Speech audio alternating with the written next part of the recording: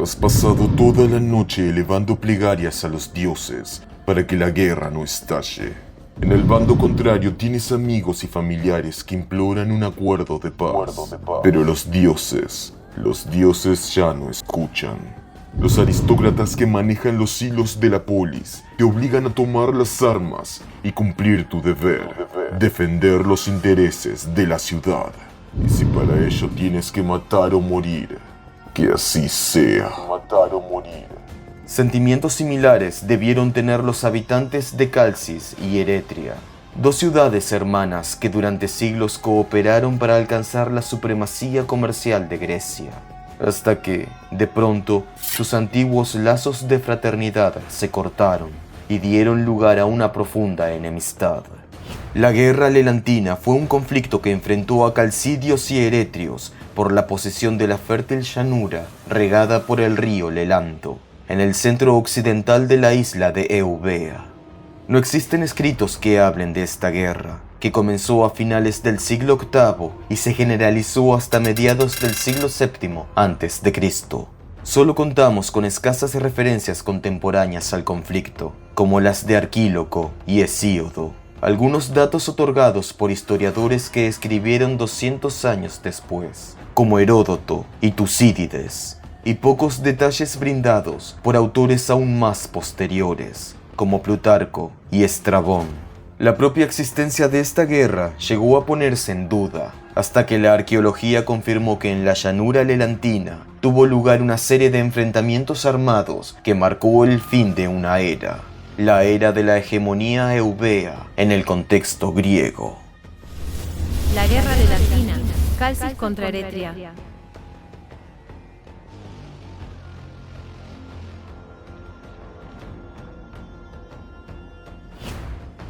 Para este nuevo trabajo nos complace anunciar la participación del doctor Jorge Chaumel Fernández, historiador por la UNED. Juntos desentrañaremos las causas, el desarrollo y las consecuencias de esta guerra, a la que el propio Tucídides nombró como la más importante que los griegos llevaron a cabo entre la guerra de Troya y las guerras médicas. Causas. Calcis y Eretria eran las ciudades jónicas más importantes de la isla de Eubea, y desde sus más remotos inicios trabajaron juntas para alcanzar el predominio comercial de su época, fundando colonias en las Cícladas, en la Calcídica, en la península itálica e incluso en la lejana Siria. A cambio de su preciada cerámica, importaban materia prima y diversos productos de los rincones más alejados del Mediterráneo oriental. Para comienzos del siglo VIII a.C., su cooperación comercial degeneró en competencia, cada vez más pujante, aunque sin alcanzar niveles que justificaran ninguna clase de conflicto armado. Si bien el comercio y la explotación de cerámica marcaban el pulso económico de ambas ciudades, su población seguía dependiendo del campo. En este sentido, compartían una llanura de aproximadamente 40 kilómetros cuadrados, encajonada entre las faldas del monte Dirfis y la costa bañada por el golfo de Eubea. El río Lelanto regaba sus campos y dividía la llanura en dos mitades, la noroccidental para Calcis y la suroriental para Eretria, donde cosechaban trigo, cebada y vid. Las zonas circundantes, además, contaban con pastos de excelente calidad para la cría de cabras y ovejas. Al sur de los campos se hallaba la propia ciudad de Lelanto, la ciudad madre de Eretria, que en principio no era más que el puerto de aquel asentamiento. Sin embargo, un terremoto u otra catástrofe destruyó Lelanto cerca del 825 a.C. y toda su población se trasladó a Eretria. El poblado fue reconstruido medio siglo después, pero solo para servir como base agropecuaria desde la cual explotar la llanura. La armonía entre las dos ciudades se quebró hacia el 715 a.C., cuando una prolongada sequía azotó Grecia y mermó la producción de la llanura lelantina. Los cereales que se recogían ya no alcanzaban para satisfacer las necesidades de ambos poblados. Calcis y Eretria sobrevivieron los primeros años gracias a las reservas de cosechas anteriores. Pero para el 712, el hambre empezó a debilitarlas y debieron comprar el grano excedente de otras ciudades, cada vez más cotizado en semejante escenario de escasez. Los primeros en reclamar la posesión de toda la llanura fueron los calcidios, en virtud de su mayor cercanía a los campos. Eretria, sin embargo, replicó que Lelanto, su ciudad madre, se hallaba en la propia llanura, y que, de ser aquel pleito una cuestión de proximidad, Eretria tenía mayor derecho de reclamar las fincas. No hubo consenso. Todo acuerdo de establecer una nueva coparticipación cayó en saco roto. Las autoridades de ambas ciudades, gobernadas por oligarquías integradas por hipobotas, literalmente criadores de caballos, convencieron al pueblo de emprender una guerra de supervivencia contra sus vecinos.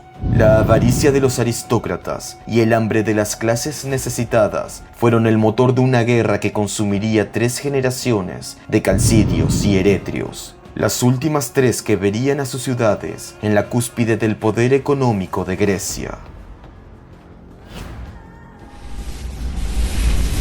Desarrollo. El enfrentamiento armado era ya un hecho, y los líderes de ambas ciudades decidieron librarla en la propia llanura lelantina. Era el año 710 a.C., y los eretrios enviaron un mensajero a Calcis para sugerir una forma de luchar inédita entre los griegos.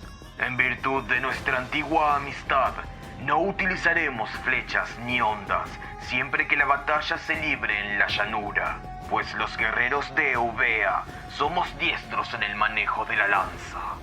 En otras palabras, proponían luchar con lanzas y espadas, pero quedaba prohibido el uso de proyectiles como flechas, ondas y jabalinas, consideradas armas de cobardes e indignas para dar muerte a viejas amistades. En cuanto los calcidios aprobaron esta cláusula, los eretrios la inmortalizaron en una columna del templo de Artemisa, en la ciudad de Amarinto, que al parecer dependía políticamente de Eretria. Cuando estuvo todo dispuesto, ambos ejércitos se encontraron en la llanura. Eretria contaba con la ayuda de sus colonias en las Cícladas, las islas de Ceos, Andros y Tenos. Calcis, por su parte, estaba apoyada por la ciudad de Eubea de Caristo. Por ser el bando que había iniciado las hostilidades, los calcidios debieron cruzar el río para librar el combate en el lado eretrio. Para Calcis, esta acción simbolizaba su reclamo. Para Eretria, una invasión. Los eretrios pudieron formar una fuerza de 3.000 infantes y 600 jinetes. Desconocemos los números de los calcidios. Al parecer contaban con más soldados, aunque con mucho menos caballería.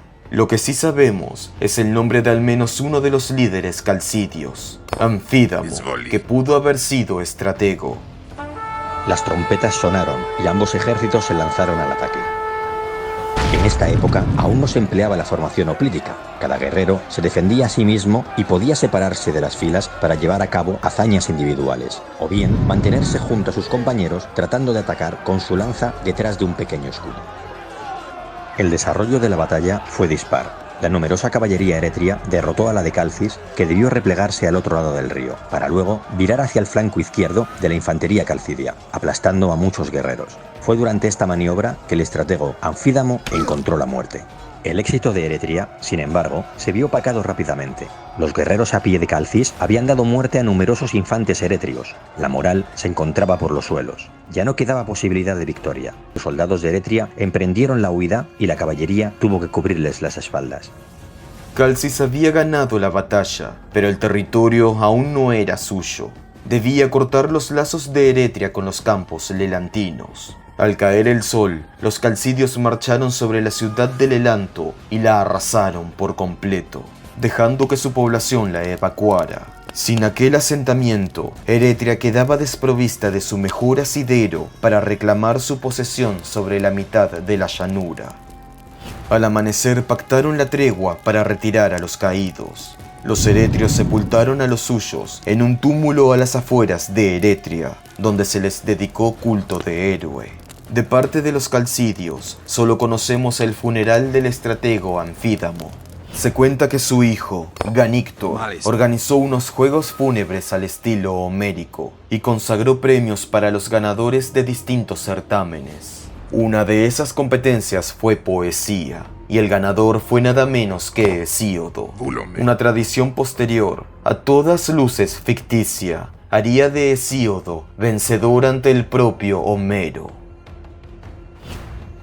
Durante los siguientes años, Eretria realizó algunas incursiones en la llanura, no tanto para recuperarla, las pérdidas de la batalla anterior no le permitían siquiera pensar en confrontarse nuevamente a Calcis, sino más bien para impedir que los calcidios cosecharan a sus anchas. Estos ataques obligaron a Calcis a apostar jinetes en las fincas para proteger a los campesinos.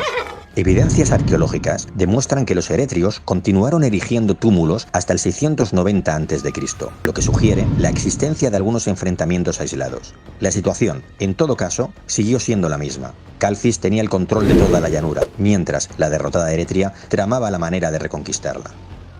Cerca del 685 a.C., Eretria comprendió que jamás ganaría la guerra si no contaba con ayuda. Envió mensajeros a Mileto, una de las mayores potencias mercantiles del Egeo, para solicitar cooperación militar. Los milesios aceptaron. La aniquilación de Calcis les permitiría tener el predominio del comercio marítimo, que estaba en manos de los eubeos. Los calcidios, al enterarse de los movimientos diplomáticos de Eretria, replicaron su estrategia y buscaron aliados para fortalecer su posición y hacer frente a la coalición enemiga. Despacharon una embajada a Samos, que era la principal rival de Mileto, para tentarla a entrar en guerra. Al parecer, los samios no aceptaron de inmediato, pues la próxima acción de importancia en la guerra lelantina tuvo como protagonistas a los milesios, moviéndose sin encontrar resistencia. Era el año 680 a.C., cuando Mileto movilizó sus fuerzas hasta Eubea. De camino, los milesios decidieron borrar del mapa al único aliado de Calcis hasta el momento. Desembarcaron de noche en las playas de Caristo y la arrasaron hasta sus cimientos. Sus habitantes fueron hechos prisioneros, y los que consiguieron escapar dieron aviso a Calcis de que Mileto ya se encontraba en la isla. No había tiempo que perder. Los calcidios redoblaron sus esfuerzos para convencer a los samios de brindarles ayuda. Si Mileto salía fortalecida de esta guerra, Samos ya no sería rival para ella. Los mercados del Egeo se abrirían solo para los milesios. Finalmente, Samos aceptó apoyar a Calcis. Lo que había comenzado como una guerra por una llanura agrícola se estaba convirtiendo en un conflicto a mayor escala en búsqueda de la supremacía comercial. En esta etapa, sin embargo, la guerra lelantina cayó en una oscuridad de la que nada sabemos. Desconocemos los enfrentamientos que hubo, dónde se libraron y qué bando obtuvo mayores victorias. Solo podemos estar seguros de dos hechos. Primero, que las batallas que se llevaron a cabo debieron de ser terrestres y no marítimas, ya que de acuerdo con Tucídides, la primera batalla naval en la antigua Grecia fue librada en Leucimna en 665 a.C. en el marco de la Guerra de Independencia de Córcira. Esto no quita que los contrincantes de la guerra lelantina no utilizaran sus naves para realizar bloqueos o incursiones por las costas de Eubea. En segundo lugar, los enfrentamientos armados continuaron, aunque sin una victoria decisiva. La irresolución del conflicto llevó a calcidios y eretrios a buscar aún más aliados. Samos y Mileto, con todo su poderío militar y comercial, no bastaban. Es probable que ambas potencias ya no estuviesen participando tan activamente en la guerra como sus aliados hubiesen querido. El próximo participante en entrar en el conflicto fue Egina, sobre todo por su enemistad con los samios, por lo que se colocó del bando de Eretria. El siguiente fue Quíos, también para el bando eretrio y por los mismos motivos que los eginetas. Este cambio en el balance de la guerra llevó a los calcidios a repetir la misma fórmula que aplicaron con los samios: buscar ayuda entre los que fueran enemigos de los nuevos aliados de Eretria. De esta forma, obtuvieron el apoyo de Corinto, principal competidor de Egina, y de Eritras, rival de Quíos. A su vez, Mégara, que en esa época estaba enemistada con Corinto por cuestiones territoriales, entró también en la guerra del lado de Eretria. En resumen, en el bando de Calcis se hallaban Samos, Corinto y Eritras, mientras que en el bando de Eretria estaban Mileto, Egina, Quíos y Mégara. Los historiadores discuten sobre el nivel de ayuda que los aliados brindaban. Tenemos dos supuestos. Primero, que enviaban tropas de sus propias ciudades para pelear codo a codo con sus aliados. Esto hubiese desgastado rápidamente a los participantes, sin mencionar las tensiones políticas y sociales que hubiesen estallado entre los que apoyaban la guerra y los que no. Segundo, que se trataba más bien de un apoyo logístico, contribuyendo con recursos y suministros. Este último supuesto encajaría mejor con la situación de los aliados. Calcis y Eretria debieron enfrentarse nuevamente a orillas del Lelanto, reforzadas por el apoyo de sus nuevos aliados. La falta de datos nos impide conocer quién obtuvo la victoria, aunque es probable que Calcis mantuviera el dominio sobre la llanura. Esta fase de la guerra se vio al fin interrumpida por un acuerdo de paz, pero el conflicto estaba lejos de terminar. Mientras el mundo griego era testigo de la Segunda Guerra Mesenia y de la primera guerra de independencia de una colonia, Calcis y Eretria se mantuvieron alejadas de las armas. Pero los eretrios no olvidaban, los campos que antes les pertenecían seguían siendo explotados impunemente por los calcidios. El conflicto se reanudó a mediados del 650 a.C., cuando Eretria consideró que se daban todas las circunstancias para desafiar a Calcis a una nueva batalla. Los calcidios dudaron, ya no quedaban aliados, para ellos la guerra había concluido con el acuerdo de paz, con excepción de Samos y Mileto, para uno y otro bando, por lo que no estaban en condiciones de enfrentarse a la aún numerosa caballería eretria. Fue por eso que buscaron otra clase de aliado, uno que solo podía ofrecer jinetes. Calcis envió mensajeros a varias ciudades de Tesalia solicitando apoyo. Los tesalios no participaban del comercio marítimo ni estaban necesitados de granos, por lo que sus intereses para entrar en guerra debieron de ser distintos. Probablemente se prometieron grandes recompensas a la aristocracia tesalia. Cualquiera que fuera el motivo con el que los calcidios los tentaron, los tesalios aceptaron aliarse a ellos y enviaron a Eubea una nutrida unidad de caballería al mando del hiparco Cleómaco de Farsalo. Ambos ejércitos se reunieron en la llanura, tal vez en el mismo escenario donde todo comenzó en 710. Eretrios y milesios formaron su infantería en una extensa línea de combate, flanqueada por su imbatible caballería. Frente a ellos, calcidios y samios se les plantaron cara. A derecha tenían la caballería calcidia, a izquierda la tesalia. La batalla fue dura. Por un largo espacio de tiempo todo estuvo igualado, hasta que los jinetes de Cleómaco al fin consiguieron romper el frente de la caballería eretria y ponerla en fuga. Sin perder tiempo, los tesalios rodearon la retaguardia del enemigo para cargar sobre el resto de los jinetes de Eretria, que de pronto se vieron atrapados entre la caballería calcidia y la tesalia. El choque fue demoledor para los eretrios, aunque durante la carga el propio Cleómaco encontró la muerte. Los infantes de Eretria y Mileto, al ver que su caballería estaba siendo aniquilada, rompieron filas y huyeron de la llanura. La batalla, la última de la guerra lelantina, había terminado. Eretria ya no tendría fuerzas para desafiar otra vez a los calcidios. Calcis había ganado.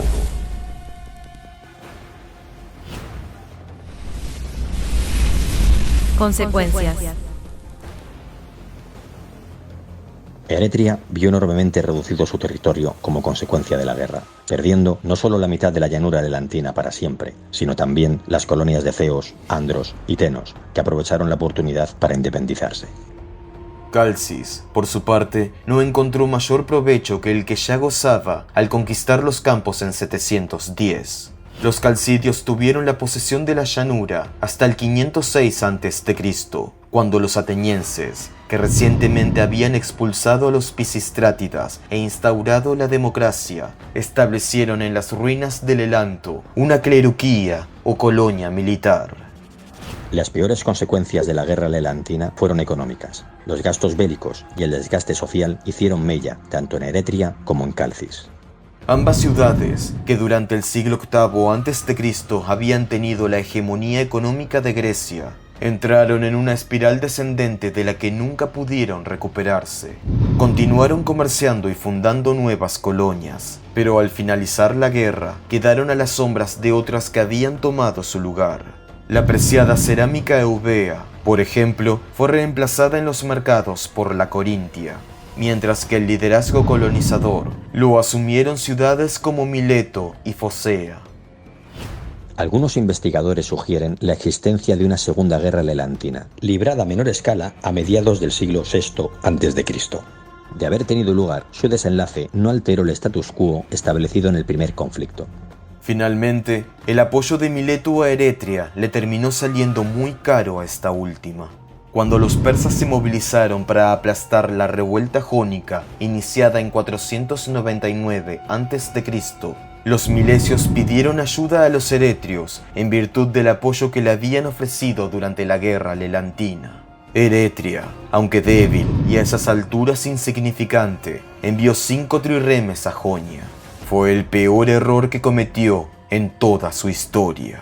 Las revueltas fueron aplastadas y los eretrios, junto a los atenienses, fueron marcados por los persas como 2 ciudades a las que debían destruir. Fue así que, en el 490 a.C., cuando los persas enviaron una flota para invadir Grecia, se detuvieron primero en Eretria, la destruyeron por completo y deportaron a casi toda su población a Cisia, en el corazón del imperio aqueménida. Agradecemos a nuestro patrocinador NC Druso por hacer posible este video. Si quieres ayudarnos, puedes apoyarnos en Patreon desde solo $3 al mes o convertirte en miembro del canal. Con tu ayuda podremos traer mejores videos y de forma más constante. Gracias.